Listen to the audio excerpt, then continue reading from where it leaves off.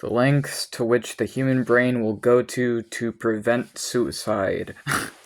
So, I guess that's one way to start that video off. Okay. But there was times in my life where I felt like I could not go on. And like the things happening were just way, way, way too much.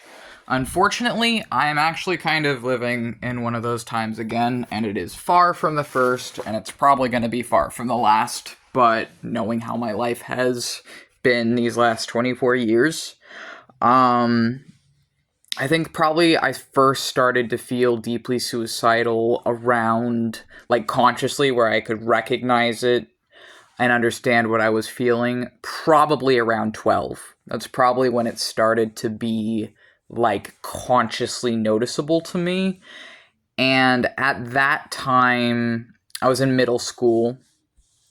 I had witnessed things in middle school, such as a school stabbing, the year before, which is why we moved, I think. I don't know. I assume it has something to do with why we moved. I mean, I would hope so.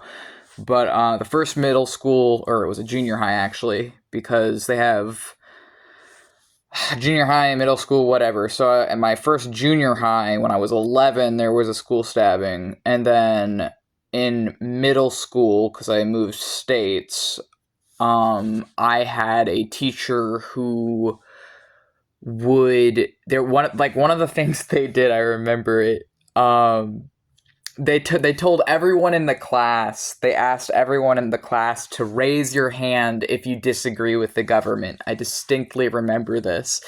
And then every single student who raised their hand that they disagree with the government, she forced all of us to line up in the back of the classroom. This was in 2012. That's when I was 12. And then she, one by one, made every single one of us say why we disagree with the government. And then she negated any reasoning and publicly shamed us one by one and then made us sit back down. Same teacher was like really racist. But yeah. What was I talking about? Oh yeah. Suicidality. And how the brain will do whatever it can to survive that when are kind of have experienced it multiple times, or you've experienced kind of, I guess, breaking points or tipping points, and what it does to keep you alive. I think what it did when I was around 12 to keep me alive was keep me hidden as possible. I would just be very obedient. My teachers loved me because I was really, really submissive and very intelligent, but also very, like, reserved and kind of stuck to myself. I mostly talked to the teachers and to the younger students. I didn't really get along with people my age. Autism. But I think to keep us alive, it just hid as much of us as possible. And then when I was disowned at 22, I kind of just realized that the fears I'd sort of suspected or kind of known since 7 years old, but had been in denial about, were all real.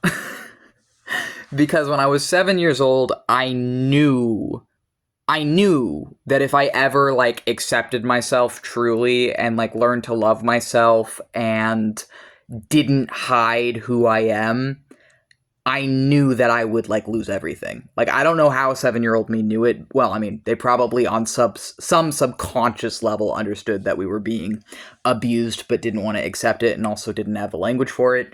But I knew since I was 7 years old that if I ever, like, truly started to learn to love myself and accept myself and, like, be open with who I am, that it would be over. That I would lose my family, that I would lose probably my parents, I would lose, like, my basic raw survival needs. And that's why I had to hide, is because my basic raw survival needs were dependent on people who were harmful. One of them in particular. The other one, not so much. The other one was just, kind of married to the one who was harmful. But there's still problems there. and at least till they divorced. But I guess kind of what happened is like when I was 22 and when I was disowned, I went into extreme denial. Like I couldn't handle it. Like I couldn't handle that I'd been, I guess, thrown away by the guy who had used to have had been my whole universe, essentially, who'd taught me everything. It made me realize that everything I had ever been taught was a lie. And then that kind of a thing definitely kills people. It could have killed me.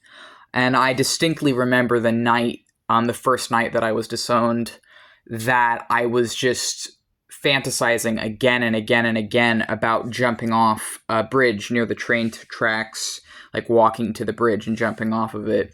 But I mean, I've tried that before. It doesn't work because I tried that when I was 16. I went to a bridge that I thought I could jump off of, a different one, and it had a wiring across it. So you can't do that if it has wiring, like, preventing you from jumping. But anyways,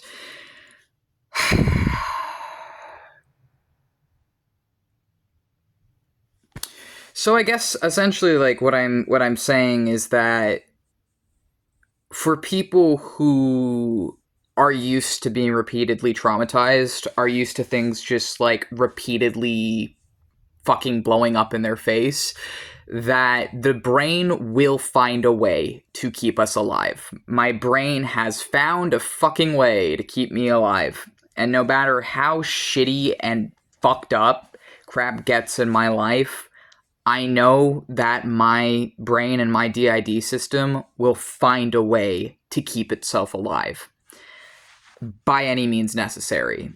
Because really, the way people think about suicide is wrong. It's a survival response. It's a survival response that actually all intelligent life forms have, not even just humans. Dolphins commit suicide.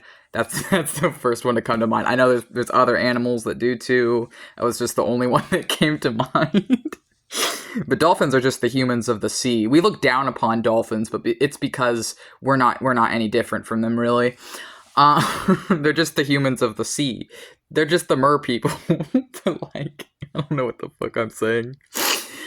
Bro, I have so much fucking shit going on. It's not even funny. It's really not. The world I live in is like actively trying to kill my demographics, and I'm aware of it. And most people would rather pretend it isn't happening. They're like, oh, there's 500 laws criminalizing your demographics and making it illegal, and you can get a fucking $10,000 fine plus, depending